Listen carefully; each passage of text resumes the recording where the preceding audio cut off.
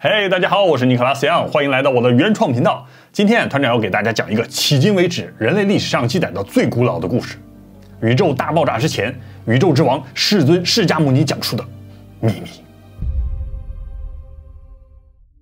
宇宙138亿年，起源于一个点，叫做 Singularity， 意思是奇异点。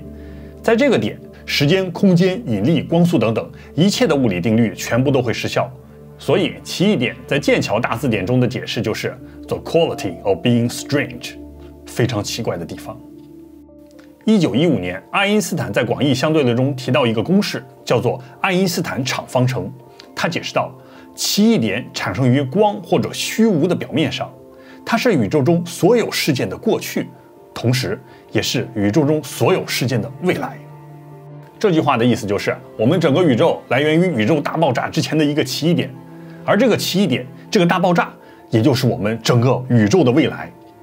人类的终极未来就是大爆炸，一切将化为灰烬。不过大家不用担心，这肯定是几百亿年以后的故事。而且爆炸了也不要紧，世尊释迦牟尼亲口说，到时候我们会从极乐世界的佛土重新开始，在这后面会讲到。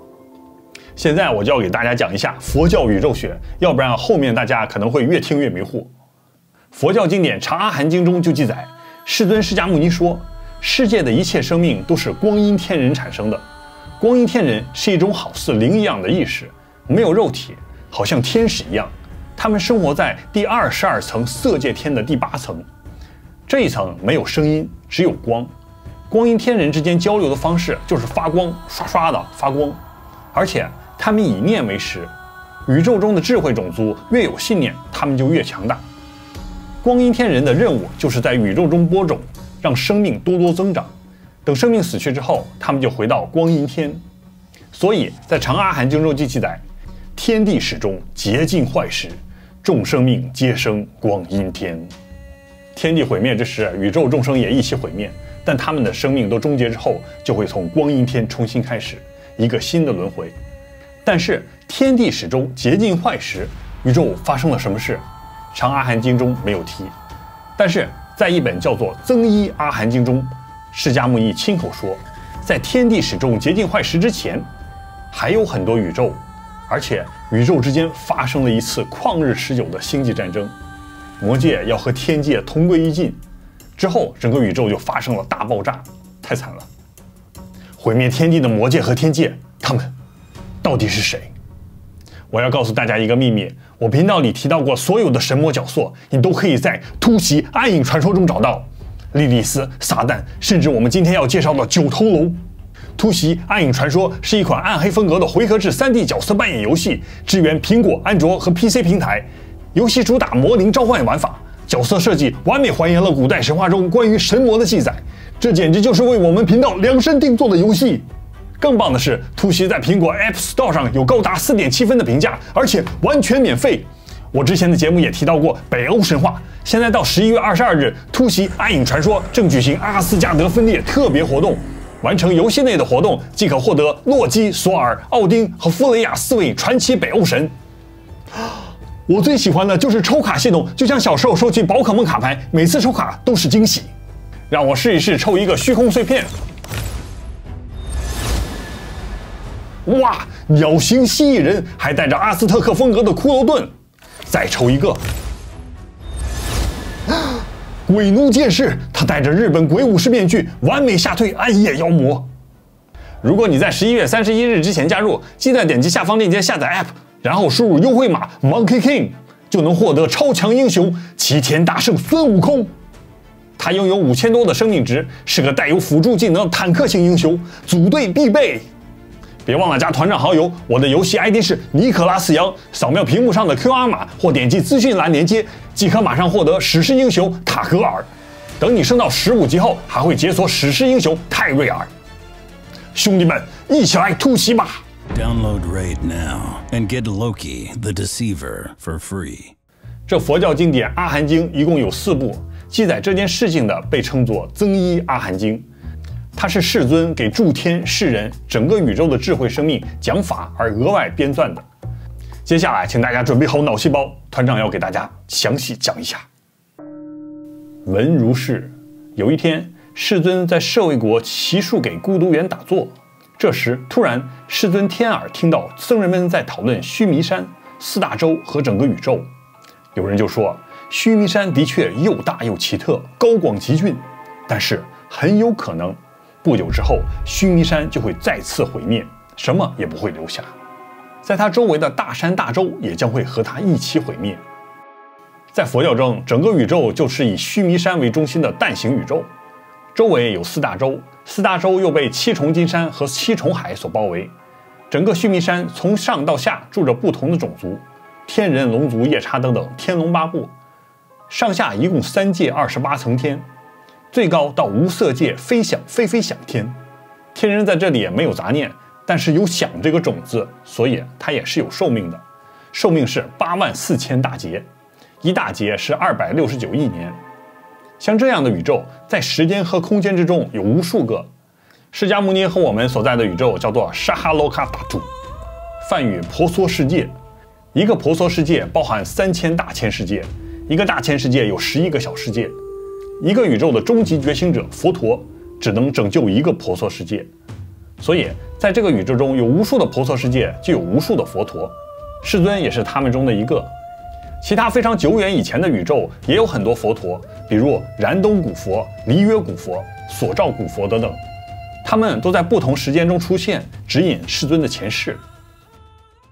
接着，当释迦牟尼听到僧人的议论之后，就走过去问：众比丘，汝等欲闻此世间境界败坏之变乎？你们想知道世界毁灭变化的事情吗？那我就讲给你们听。然后世尊就开始讲须弥山的结构。整个世界分为4大洲，周围有星海隔开，东南西北由金银水晶玻璃等等组成。这一大片宇宙中住着不同的种族，转轮圣王、龙族、帝释天、阿修罗等等。4大天王掌握4个角落，他们可以在须弥山的高山和大海之间进行星际旅行。经中写道：皆有神通得道之人而往彼间。所以整个须弥山就是一个超大的星际联盟。地球南瞻部洲就在须弥山的一个小小的角落。然后世尊用了一句话，讲了一件非常诡异的事情：比丘当知，须弥山下有阿须伦居止，阿须伦便共33天共斗。须弥山的下层有个种族叫做阿须伦，阿须伦同掌管33天的帝释天进行战斗。接着世尊就开始讲，从某一天开始，整个世界开始崩坏，出现7种异象。然后这一段就结束了。话越少，这个事情就越严重。这须弥山下的神秘种族阿须伦，他们是谁？他们是不是在远古的某一天开始了全宇宙的侵略，准备吞并帝释天的天界？世尊解释道，阿须伦他们先和须弥山的4大转轮圣王打，把他们打败之后，就开始往天上打，直到打到刀立天这一层的所有33天。阿须伦就是佛经中的灭霸。阿须伦在梵语中念作 Ashura， 意思是阿修罗。阿修罗是一种长得很多头很多手的智慧种族，4天而非天，看起来像天人，但好像又不是天人，非常奇怪。大家看阿修罗的雕像，他们既像菩萨，但是又面露很像，青面獠牙，仿佛要吃人一般。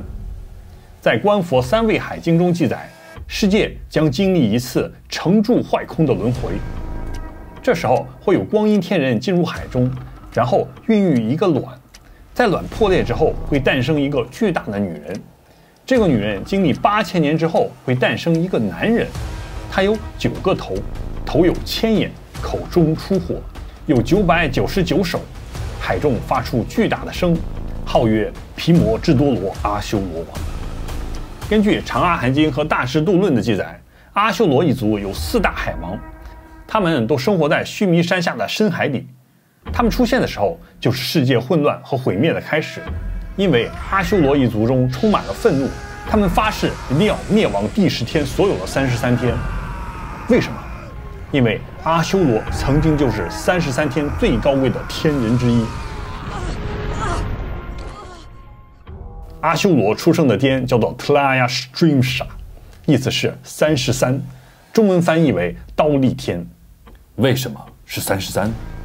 马斯克的机器人编号33，人的脊椎骨有33块，耶稣复活升天的时候是33岁，共济会的最高级被称作33苏格兰分册，全球一共只有4000人。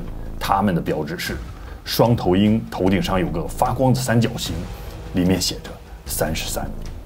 在圣经创世纪的开头，神被称作 Elohim 伊洛因，这个希伯来词语的意思是神，复数的神，所以最准确的翻译应该为众神。圣经中记载神创造人类的时候说，我们要造人，按照我们的形象，照我们的样式来造。现在 Elohim 都被翻译成一个字神，但是 Elohim 这个神的名字在圣经创世纪的开头一共出现了33次。难道这都和阿修罗和神有关？在最开始的时候，阿修罗就是因为欲望，说是和喝酒有关。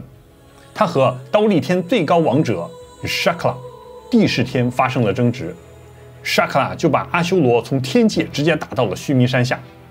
这时候阿修罗就好像流星一样从天空下唰一下掉下来，一下坠入须弥山的大海之中。大家听到这儿，是不是有种感觉，这个阿修罗之王有点像圣经里的撒旦？路加福音中记载，耶稣对他们说，我曾看见撒旦从天上坠落，像闪电一样。还有更诡异的，就是在圣经启示录中13章，使徒约翰突然看到，我又看到一个兽从海中上来，有10角7头，在10角上带着10个冠冕，7头上有亵渎的名号。刚才说的阿修罗之王，他的名字叫做毕摩之多罗，梵语意思就是花环，暗示他9个头上是有皇冠的。而且阿修罗和圣经里的古巴比伦7头龙有个共同的特点，就是他们都是从海里出现，并且撒旦和阿修罗一样，都是从宇宙的上层天堂被直接打入了下层地狱。 Asura the traitor, Asura the destructor, you do not belong in this world. Die!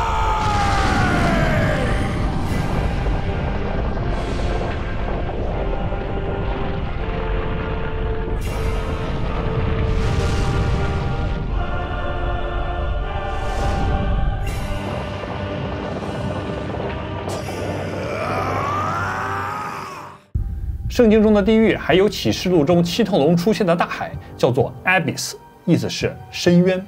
在 Abyss 中生活着一种多头巨龙，希伯来语念作 Rahab， 拉合，意思是愤怒骄傲。佛经中记载，阿修罗犯的也是嗔恚业，也就是愤怒，无时无刻都充满了巨大的愤怒。然后圣经中还记载，神耶和华在上古时代和 Rahab 发生了一场战争。醒来，醒来，加大力量啊！耶和华的臂膀，醒来吧！就像在远古的日子、古代的世代一样，您岂不是把 Rahab 那个被刺穿的龙凿成碎片吗？这个是詹姆士王以赛亚书 ，Rahab 的意思就是海中的多头龙。华语把圣经中的 Rahab 翻译成大鱼啊，这么翻就看不懂了。在犹太圣典塔木德中记载，有一位巴比伦时期的犹太拉比叫做 Rav Judah， 他解释神造了弯曲的蛇，他们有男有女，如果他们彼此交配，他们的种族就会毁灭世界。暗示如果这个蛇的这个龙的种族啊，如果繁衍开来，他们就会侵略和灭亡整个宇宙。他接着讲，那至圣者他做了什么呢？他阉割了男性，杀死了女性，将其保存在盐中，为来世的义人所用。因为经上记着说，他要杀海里的龙。然后有个叫以撒的人回答道，由此可以推断出海中天使的名字叫做 Rahab。如果不是水淹没了他，没有生物能忍受他的恶臭气味。所以阿修罗就是散发着恶臭的海中天使多头龙。而且以赛亚书中还提到，神和 Rahab 的战争发生在 The days of old, the generations of ancient times， 超级遥远的远古时代。这和增一阿含经中释迦牟尼说的时间线都是一样的。还有一件事情值得注意，就在圣经中，傲慢愤怒的 Rahab 又暗指巨人之地古埃及。在诗篇中，他和古巴比伦是并列的。结果大家都知道了，我在这一集中讲到，古埃及和古巴比伦都被神用上古核弹给灭了，而且这2个地方被神诅咒之后，寸草不生，全是沙漠，直到今天。我在上一集中也讲到，玛雅和古埃及的金字塔都是女娲造的，它们都是和大龙、大蛇有关，大家有空一定要看一下。等等，难道圣经、佛经他们讲的都是一个故事？接下来，在阿修罗战争之后，世尊说出了7日宝训，那就是宇宙灭亡的景象。比丘当知，或有是时。突然有一天，天空将不再降雨，4大河水将全部干枯。到第2阶段，天空中会出现第2个太阳，那时百草树木皆悉凋落，须弥山下4大海水会消逝700由旬。在第3阶段，天空中会出现3个太阳，4大海水又会消失7000由旬。然后一直到第5阶段，天空上会出现5个太阳，这时候须弥山下的海水几乎全部消失，仅仅剩下7池水。这里的海水指的是星系，就和银河系一样，它们会慢慢消失，同时又会出现巨大的太阳。星系为什么会消失？我在后面会详细给大家讲到。接下来第6阶段，这时第6个太阳在天空中逐渐出现，非常恐怖。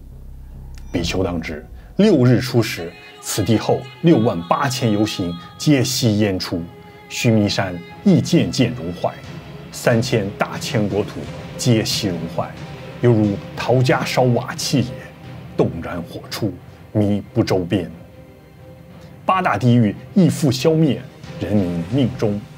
如是比丘，一切行无常，不得久住。第6个太阳出现的时候，整个须弥山就开始着火，好似火窑一般，里面有火，外面有烟。整个须弥山下层4大洲全部被火海覆盖，底部的8大地狱虽然以前也是火热的地方，但是他们也受不了6个太阳的烈火，也一起淹没于大火之中。至此，33天以下的所有生命都消失在宇宙的火海之中。最后到了第7阶段，天空中出现第7个太阳。比丘当知，或有是时，若7日出，是时此地虽后68000由旬，及3000大千沙土皆悉火起，弥山渐渐融坏，100千由旬自然崩落，永无有余。亦复不见尘烟之分，况见灰乎？是时33天，乃至他化自在天宫殿，皆悉火燃。此间火焰乃至泛天上。到这个时候，须弥山的大火已经烧遍刀立天，玉皇大帝、王母娘娘等等帝释天全部化为灰烬，整个须弥山已经分不清是灰是烟还是火，咔咔掉渣，千百由旬自然崩落，再也没有一点剩余。这个时候，大火已经烧到22天的第7层色界天之大梵天，天子在这里居住。这里的天子梵语翻译过来就是 Son of God， 神之子，天子。在色界大梵天这里，新出生的天子一看到下界须弥山都崩塌了，见此炎光，普怀恐惧，畏为火所烧。刚出生的天子没有见过宇宙劫烧这么恐怖的事儿，特别恐惧，害怕这火也烧到色界天这边。但是以前出生的旧天子，他们以前见过这个景象好多次了，宇宙灭亡过很多次，他们都看过，他们就跑过去安慰新生的天子，说道：汝等勿怀恐惧，此火终不来至此间。你们不用怕，这种火永远进不到我们的色界天。这里就是暗示，从色界大梵天开始，就不是宇宙的3维世界了，属于高维度空间。这里的智慧生命有一种高级类似物质的身体，叫做色，但是他们已经没有了欲望，不吃饭不喝水，没有性欲的束缚，维持他们存在的能量就是识意识，有点像漫威里面的守望者，在另一个空间观察整个平行宇宙，他们的心里会产生波动，也会感到害怕。其实他们就是一群天使 The Watchers， 以诺书中的守望者。须弥山宇宙崩塌之后，世尊说所有的物质都会化为灰土，然后消散于无形，一点都不会剩下，无形质之兆皆归于尽。到那个时候，生命也全部消散，但是他们最终会在天上佛土之中重生，地狱中的罪人也一起重生，因为他们的罪孽也都尽了，这地狱都没了罪孽所以也都没有了。到那一刻，宇宙将会陷入一片黑暗，没有太阳，没有月亮，也没有任何星辰。是时日月已灭，无复昼夜，是谓至此坏败。到这里，宇宙已经结束，所以大家不用担心，宇宙大爆炸的时候，我们所有人都会直接进入西方极乐净土，和宇宙所有生命一起重新开始。接下来，诗中就开始解释，当这一个劫完结之后，大火逐渐熄灭，这时候宇宙中什么都没有，只有虚空。虚空之中会慢慢出现雾气，然后有大云起。巨大的云彩在宇宙中漂浮，然后云彩中逐渐产生水汽，慢慢开始降雨。那个时候，3000世界会被纯净的水所覆盖，水满其中。这个雨会一直下，直到水满到梵天。比丘当知，当水满到梵天的时候，水会慢慢停住，然后缓慢下降，自消自灭。这时候又有风吹起来，这阵风叫做随兰。之所谓无尽芳菲凝子雾，随兰漾，顺波旋。这阵风吹过之后，水波涟漪。这时你定睛一看，在宇宙茫茫薄雾之中，逐渐出现了一座山峰，这是须弥山。你再仔细看，这随兰之风又在宇宙中吹出1000座须弥之山，1000座4天王宫，1000座33天，1000个化字在天。比丘当知，当水退去，土地出现之后，土壤中会凝结出纯洁的精华，比甘露还要鲜美，叫做地肥。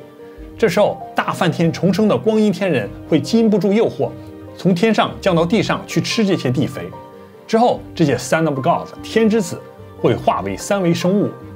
天子食地肥多者，转无威神，又无光明，身体随众而生骨肉，即失神足。他们下到3维世界就回不去了。这个故事我在世尊远古秘语中讲了，新来的朋友一会儿可以接着看。好了，这就是世尊在增一阿含经中给我们透露的宇宙大爆炸到宇宙轮回的上古秘密。世尊说的这7日宝训是真的假的？整个宇宙真的会出现7个巨大的太阳吗？之后星系银河它们会跟着须弥山下的海水一样逐渐干枯消失，最后接着就是宇宙大爆炸吗？是的，这就是科学。1687年，牛顿正式提出了万有引力理论。他认为世界万物都存在着一种力相互吸引。但是当时有位牧师叫做 Richard Bentley， 读了牛顿的理论之后，就给牛顿写了一封信，说道：如果在有限的宇宙中，所有的恒星都有万有引力相互吸引，那这些恒星岂不是都会相互吸引，直到坍缩成一个点吗？如果我们在一个无限的恒星和无限宇宙之中，那整个宇宙不都会坍缩成一个点吗？这个理论就是奔特利悖论，意思是如果有万有引力，那宇宙终将会坍缩成一个点。后来爱因斯坦在广义相对论中也发现了这个问题，于是他就在他的场公式中增加了一个宇宙常数，叫做反引力。就是这个宇宙的星星和恒星，它们不是静止的，它们是被一种力在推着，不断的飞行，整个宇宙就是一个运动的宇宙。而这个力就是宇宙大爆炸时产生留下来的力，有了这个力，宇宙就会不断的膨胀。后来1929年，美国天文学家埃德温·哈勃发现了哈勃定律，他观测到宇宙中的星系正在快速地远离地球，而且离地球越远的星系，它们离开地球的速度就越快。这些就是宇宙大爆炸的理论基础。世尊释迦牟尼说的7日宝训，在物理天文学中被称作宇宙大坍缩理论，就是在终极的未来，维持宇宙膨胀的力逐渐消失。当这种力消失之后，宇宙所有的恒星就会逐渐停止。当它们停止之后，万有引力就会把所有的恒星相互吸引，整个宇宙就会像气球一样慢慢缩小，宇宙之间的星系就会相互碰撞、融合，形成新的太阳。新的太阳再结合，最后成为新的黑洞，直到所有的黑洞在一起碰撞，坍缩成一个点。世尊释迦牟尼说，当形成7个太阳之后，它们之间会继续坍缩，银河也逐渐消失，直到最后整个世界都被压缩成一个巨大的恒星，着火，最后再坍缩成一个巨大的黑洞。悉为灰土，亦无形质之兆，无复日月光明星宿之兆。是时日月已灭，无复昼夜，一片黑暗，宇宙生命终结的时候，就会产生一个巨大的黑洞，没有光，什么都没有。这就是宇宙佛学，太厉害了。那问题来了，既然宇宙是无限轮回的，那在 N 个宇宙之前，会不会出现什么神秘的故事被光阴天人记下来，然后流传下来？是的，的确有。这一切都记在佛教经典 Jataka 之中。Jataka 的意思是出生的故事。经文是释迦牟尼回忆的从我们这个宇宙大爆炸之前4个 Ashamkhya 又10万个 Kalpa 之前的故事。梵语 Ashamkhya 在佛教中念作阿僧祇，是10的140次方。Kalpa 翻译为劫，一个劫是1680万，所以4个阿僧祇和10万个劫就是兆兆万万亿年之前 N 个宇宙大爆炸之前的时代。在那个时候，在遥远宇宙中有一个星球被称为不死之城，这里有个宇宙大祭司的儿子，他就是释迦牟尼的前世。